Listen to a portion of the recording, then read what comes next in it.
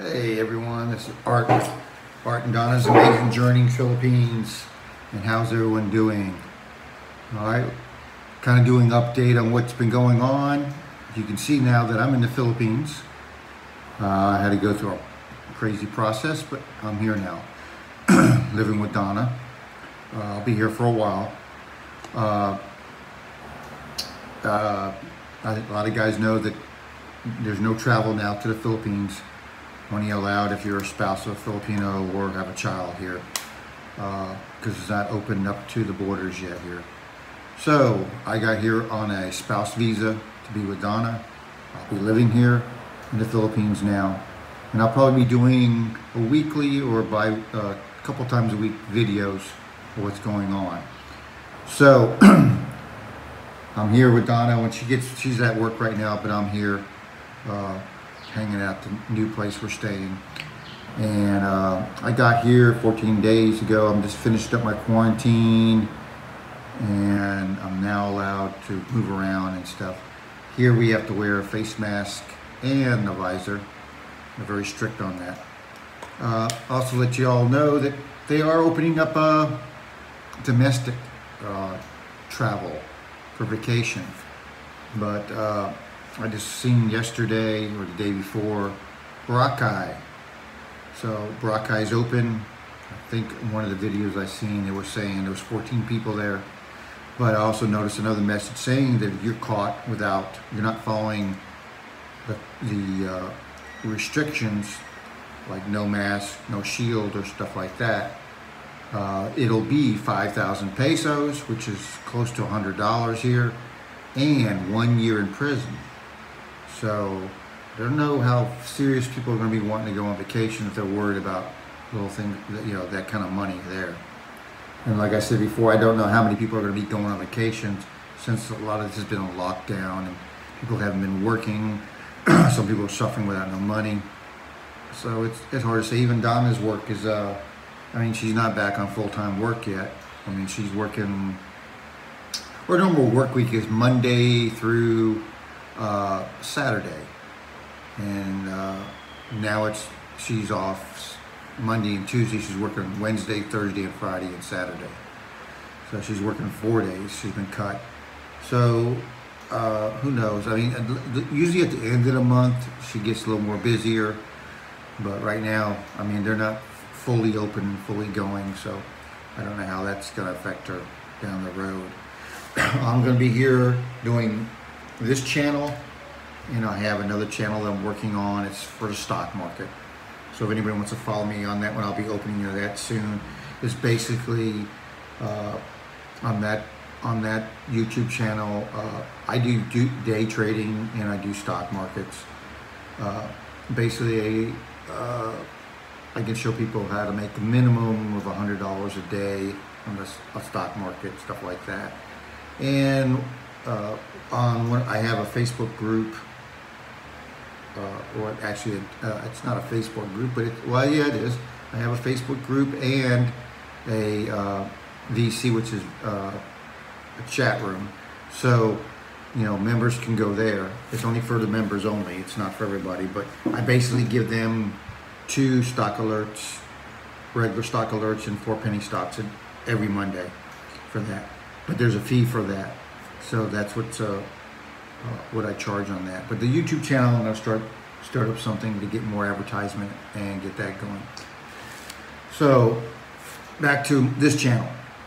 So Donna and I, this channel is Donna's Amazing Journey Philippines. So right now we're not doing any journeys because of the coronavirus, but I am here living now. So we're kind of had to change the format a little bit. So I think I did a couple of videos before I left on our Facebook channel. I mentioned what I was doing there. So now, I'm going to be doing some statuses here in the Philippines. So I don't know if I'll do a cost of living or anything like that, but I know today I got the water bill, so that was different. Because in the U.S., my average water bill, $60. So in pesos, say about 3,000, I guess, 3,000 pesos. Me and Donna got our water bill today, 131 pesos, which is about close to 50 pesos is $1, so to almost less than $3 for a water bill. Can you imagine that? The place she picked out, it's a little bit small for me, but I think we have a 1-year lease here, so we really can't move out or anything like that. I'm still trying to adjust to the cold showers. It's not super cold, but I'm in and out quick, I'm gonna tell you that. So that's gonna be an issue for me for a while, getting used to the cold showers. It's been a little muggy, not too bad. We got fans in here, so it's kind of comfortable. We've had a lot of rain the last few days, so that's been an issue. I'll be happy to go out, start moving around and stuff. So yeah, we're gonna get this channel moving again. Like I said, please like and subscribe, tell your friends, push the notification button so we can do more articles. But yeah, I guess the issues we're gonna see here in the Philippines is what's going on? What's the issue here? Well, right now, like I said, I can't do immigrations for my wife, so I'm here. We don't know when that's going to happen because immigration in the U.S. is shut down. I was trying to do her immigration papers to come to the U.S. So at this point, we don't know when that's going to be open. And normally after that, it takes between 8 to 12 months to process. So, you know, that's the reason I'm living here, because there's this back and forth. You know, we don't know. I mean, the virus was, you know, I was supposed to be here in March, and then the virus said I couldn't come, and I was supposed to come in December. I mean, the last time I was here was September, the first week of September of last year. So Christmas came. I had you know, you people know that I do construction, so I bought a house and we rehabbed it and stuff, and that's the issue on that. And that was tying me up in Christmas time, so I couldn't come. So I had to get it done by the 1st of January. So we got it done in January, first week of January, and then my plan was to come in March. And then when March came, the coronavirus came, so I couldn't go. And then they weren't accepting any travel at all at that point. So fast forward, they finally opened it up for spouses of Filipino children, overseas workers, and Filipino. So that was the 4 people that could come into the Philippines at this point. And it's been hectic because, you know, I'm in a couple other groups where there's couples that missing each other. They've come and seen them and they haven't been able to see them back again. There's some that had weddings scheduled to come and get married. That's not happening. There is a couple of things I've seen, and I know there's been 2 incidents where I've seen the Armstrongs came here. He had a girlfriend here in the Philippines, and he did an online marriage through, I believe it was called Wed to Wed, which is out of Utah.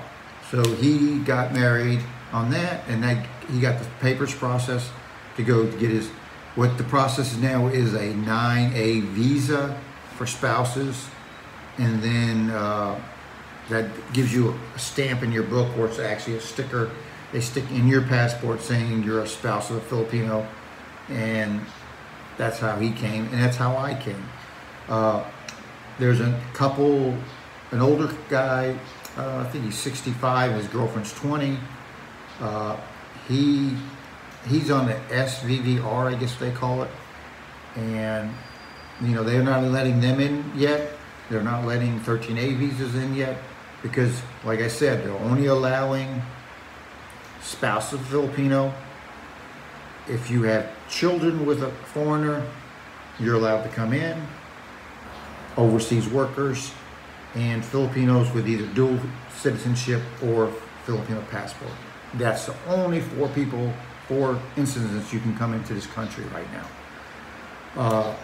So I know there's a lot of guys complaining they can't get here on their 13A or their, I'm not really sure how the 13A is. I think it's something else, but I'm might be wrong. But the SVVR, I believe is what it is. And that's where you have residency here, but you don't have a wife. You might have a girlfriend or something like that. They're not allowing that. But like I said, there was a guy that's 65, just married a 20-year-old on the online web-to-web site. So he's getting ready to come. I think he's waiting to do the process now, and then he'll be coming. So that's his thing there. Who else is there? One of my friends, Paul. I don't know how he's looking into that. I think he hasn't he's been trying to come here to do his wedding with his girlfriend, and that's been put off. I think he was supposed to do it last year sometime, or the first of this year, and he couldn't do it because of the coronavirus. So I think he's working on that process to come here and be with his fiance, and then, but I think they're going to do the only way I can see anybody getting here, unless you're going to get married, is through the on the web or some other options. I don't know what they are yet, but they haven't opened up the borders for that.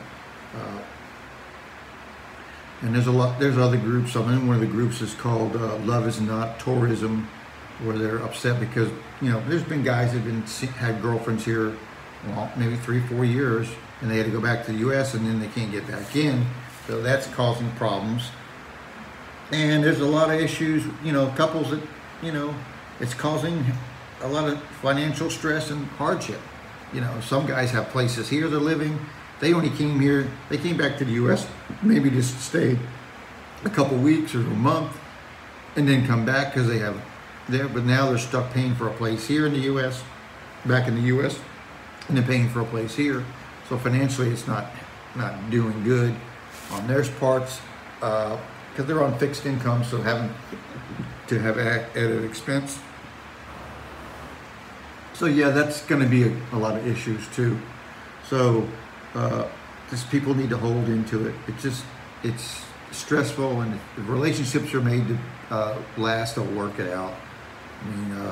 I mean, it was hard on me. It's been 14 months since I've seen Donna. So, and then, like I said, when you land here, you can't go see your wife. You got to go through I mean, that's another issue. When you land here, there's a lot of paperwork. You have to do the Filipino Red Cross paperwork. You got to get your barcode. When you come in, there's like 6 other papers you got to fill out. So you got to get all your stuff organized before you get here. You get in, they take the barcode, you pay the 4,500 pesos. I'm going to tell you what, I did not like the COVID test. I've heard some people say it was uncomfortable. It was very uncomfortable for me. They do a swab test up your right nose and your left nose. Your tongue's out. They got to stick one down your throat. They said my tongue was too thick. They had to put a tongue depressor and stick and it's a good sized Q-tip. And they stuck that down my throat. That wasn't so bad. The one up my right nose wasn't bad. They went up my left nose and they went pretty far. My eyes started watering. My nose got really sore up in here. I had like a little bruise. Donna said I had a little bruise on the side of my nose from it. It was irritable for like 3-4 days, and now a little bit better, but it was not pleasant, I'm gonna tell you that. Then they rush you, they take you out of that, you go into a little area. You have codes because you have to get them in advance where you're doing your 2-day testing. They have certified hotels, so you get that. You decide what you're going to take is either metered cab or oh my God, what's the other one? Metered cab and coupon cab. or the hotel has a transportation for you. So I did the coupon cab took me to the hotel. I checked in. If you guys are doing it and you get in the early mornings, it's kind of confusing because the check-in, I think in the Philippines is usually like 12-8 lunchtime area. So I got there like 5 or 6, so I had to pay an extra 700 pesos to stay that little section of time. which is probably about 7, no, 1,000 pesos is about 20. So I want to, it's probably $18 for the extra. Total was $39 for the 2 days plus the 7. So it was like $59 for 2 days there. So that wasn't too bad. I got there. You have to wait. You have a wait for the results. Then when the results come to you, you have to send them into another company. They send you a certificate. Then you try to get the hotel to print out a copy of it for you, so you get a certification. That gives you where you can leave and go. And then after that, it's a 14-day quarantine. They're really not pushing the 14 days. Nobody's monitoring you on that. We're doing it because Donna's mother lives with us, so, and she's in her I think she's 72. We just want to do precaution on her because I don't know what, that was the other thing on the plane. I went through PAL, which is Filipino Airlines. You had to have your mask and your shield on while you're in the plane. So that was one of the issues on that. So, you don't know who, and it was a pretty, they had an open seat. So basically you seat, empty seat, and it was pretty much space between everybody. The plane was pretty full to a point, I guess. I guess what I'm saying is you just never know if you can get the virus from any, everybody's coming from different places. I left at LAX, so LAX is a big airport. I don't think it was that bad there, transportation-wise. Had a long wait, but other than that, it was not that bad. So, going through immigrations wasn't so bad. I heard different stories. People saying they had to sit there for half an hour as they go through the paperwork. I think if you do a lot of the paperwork there and do the online stuff, it makes it a lot more simpler. They give you 6 forms, and I only stress this with people, but it seems like, it's the same stuff. Where you're going, your age, your destination, blah, blah, blah, your wife, that, phone numbers, all 6 of them are the same thing, which I don't understand why you fill 6 different forms with the same information, but it's only in the Philippines they do that. But when I got to immigration to do my passport, they looked at it. The guy said, "Oh, spouse of a Filipino, yes." Then he asked for the marriage license. I showed the marriage license, and that was it. They stamped it, and I was out of there. Got on, went back. I had to be checked on the way out. They looked at my passport. They looked at everything. I go outside. I'm right outside with everybody else, but you get your shield and stuff. You go up to a metered cab. A coupon cab, went to the hotel. So basically pretty simple. Nobody's, after you leave the hotel, nobody's really checking on you, but it's up to your preference. I think the best thing is just try to follow the rules as best as you can on that issue. Like I said, I think, we just did it because of Donna. Mom is 72, and we just I don't want no issues on her. She's got diabetes and stuff, so, she's staying with her son until my quarantine was over, and then she'll be back here. So basically, that's the issue on that. Moving on, I guess I'll give you an everyday life here. I'm going to be walking around, showing you places. We are in a apartment compound here outside, so it's a little tight. It's not, I asked Donna to look for a house, but she had a little trouble finding that for me. So we're in an apartment, which I really don't want to be in. I don't like being in apartments, but she did her best, and this is what we got right now. So we have a kitchen on this side, living room here, 2 bedrooms up, just a little 2-bedroom, very small. Still got to get used to having cold showers again.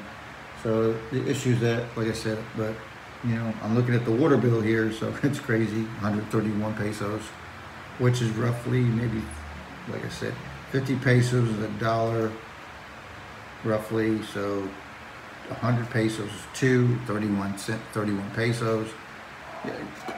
You're looking at 250 maybe, $2, a little over, I'd say 260, $2.60 for water here. If we were outside the area, not in the city, I think we could have got a cheaper rent. My last place here was in Cavite. The place was a little bit bigger than this one. I paid 8,500 pesos, which was $170 a month. This one is about 280 a month in pesos, or in American dollars, 280. So, like I said, that's it. This week, I'm hoping we're going to get a TV. We're looking at some TVs for here because Donna doesn't have one. Well, the only thing about this apartment too is this came furnished. This came with the couch and the dining room table, and upstairs bed. They have the two beds upstairs. So yeah, this was furnished. So pretty, and it has a table over there and a dressing table upstairs. So pretty much was furnished in here. We didn't get this didn't come with pots and pans, but the basic furniture was in here. So that did come with it. So, and Donna's been working on it. So I'm happy it's not painted green. There's a lot of you guys been here in the Philippines. That army green is a color you see a lot. This one is a light gray, white ceilings, so it's not so bad. So we'll make it at home till we can find what we want to do. And then, like I said, I have other opportunities. I'm doing the YouTube channel for the stock market. That's where my income comes from now and stuff. And then we want to get this YouTube channel going again too. So, like I said, like and subscribe and to our YouTube channel and push the notification bell. I will try to get Donna in on some of these videos, but we will talk about basic stuff. I would like to I need to get over 1,000 subscribers so I can start doing live videos. These are recorded, so on the live videos we can have the chats and everything on that, where you can actually chat with me and do that. I can see your comments and stuff. So yes, if you want to get to that, just get your friends to come in, like and subscribe to Art and Donna's Amazing Journey Philippines. And if things get loosened up, we'll do some videos as we go out and stuff. My daily. I want to get out here, start jogging again, get moving and stuff. So let's see how that works out. I did a good long walk today, so that was nice. Because I've been cooped up in here, and I'm not a person that likes to be cooped up. I got to be moving around. So just to let you know I'm back on, and please like and subscribe. Thank you. Bye. Peace and love.